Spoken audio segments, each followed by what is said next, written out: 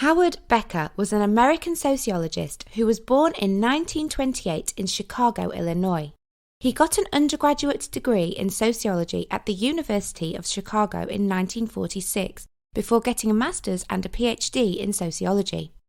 One of his main areas of interest was the sociology of deviance. Becker wrote a book called Outsiders, which was first published in 1963 and provided the foundations for labelling theory. Labelling theory proposes that the behaviour of individuals may be determined or influenced by the terms used to describe them. If a teacher labels a child at school as naughty, then they may therefore misbehave. Likewise, if a teacher labels a child as intelligent or hard-working, then they may work harder to live up to that label. Labelling therefore leads to a self-fulfilling prophecy where people's beliefs influence their actions. Writing from an interactionist perspective, Becker said that an act only becomes deviant when others define it as such. People in the UK wouldn't say a homosexual wedding is deviant nowadays, but in the past people would have said it was deviant, and homosexual couples walking hand in hand would have received a lot of attention. In fact, it used to be illegal to be homosexual in the UK, and before 1967, gay and bisexual men could face a maximum sentence of life in prison if they broke the law around homosexuality. There are still a large number of countries around the world where it's still illegal to be gay.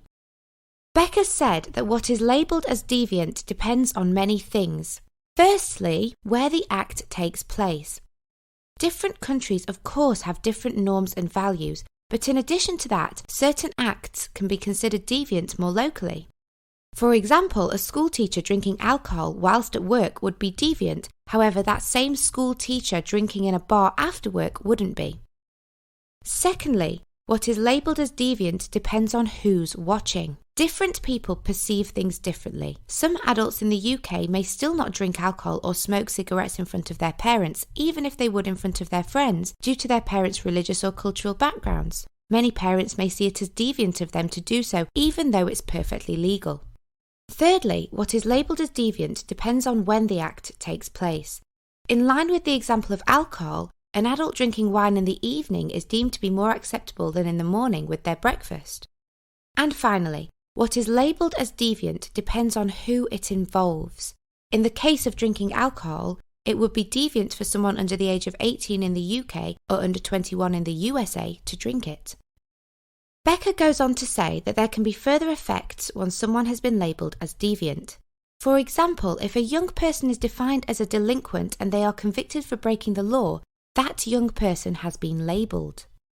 The agents of social control, such as the police and the courts, have the power to make that label stick. The label applied to the individual becomes their master status. This means that it becomes the main label for that young person. It's how they are viewed by others. The young person has become criminal, and this label will affect how others see them and respond to them. Assumptions will be made that the individuals concerned have the negative characteristics linked to that label. As a consequence, individuals will begin to see themselves in terms of that label, producing a self-fulfilling prophecy. The teenager who's been publicly labelled as deviant is rejected from certain social groups because of this label.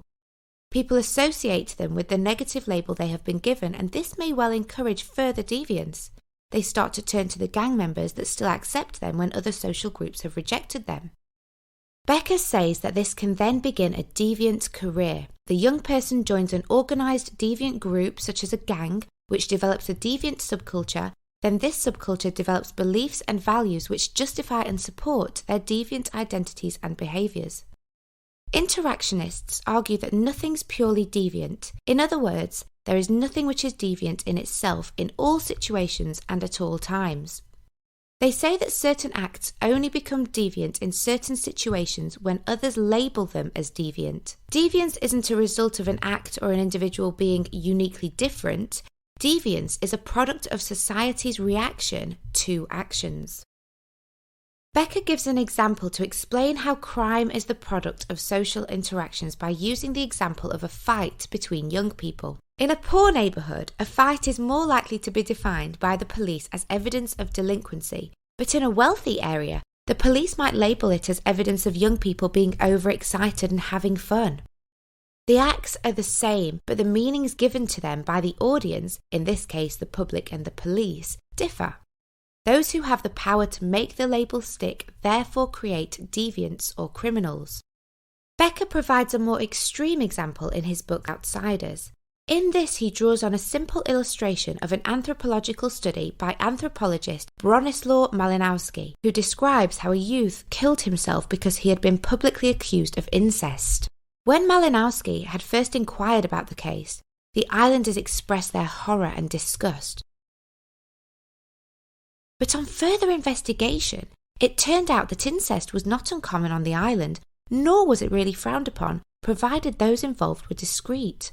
However, if an incestuous affair became too obvious and public, the islanders reacted with abuse, and the offenders were pushed out, ignored, and often driven to suicide. In response to criticism about his work, Becker re-released Outsiders in 1973 with a final chapter called Labelling Theory Reconsidered, where he explained that labelling theory was not meant to explain all deviance, nor reduce deviant behaviour only to be the product of outside influences. Labelling theory is simply one way of explaining how circumstances can provoke a person's actions.